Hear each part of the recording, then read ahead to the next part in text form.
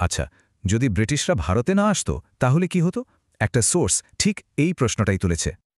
America নয়, এই সূত্র বলছে বিশ্বের আসল সুপার পাওয়ার হওয়ার কথা ছিল ভারতের। এত বড় দাবির পেছনে যুক্তিটা কি?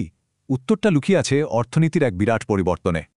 ব্রিটিশরা আসার আগে বিশ্ব অর্থনীতির প্রায় ২৪% আসত ভারত থেকে, একটা পাওয়ার হাউস। কিন্তু ১৯৪৭-এ ব্রিটিশরা যখন যায় সেই সংখ্যাটা কমে দাঁড়ায় মাত্র ৪%। তাহলে এই ২০% পতন হল কিভাবে? সূত্রটি বলছে এটা প্রায় ২০০ বছরের একটা লম্বা গল্প। এই পুরো সময়টা জুড়ে ভারতের সম্পদ একটানা দেশের বাইরে নিয়ে যাওয়া হয়েছে। শুধু সোনা রূপা নয়, তালিকায় ছিল তুলা, মশলা থেকে শুরু করে তামা আর স্টিলের মতো ধাতুও।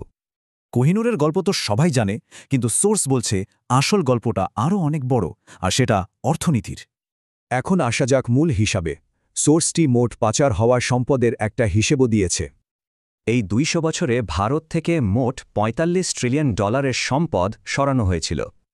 অঙ্কটা এত বড় যে বিশ্বাস করা কঠিন, তাই সূত্রটি এটাকে ভারতীয় রুপিতেও হিসেব করে দেখিয়েছে।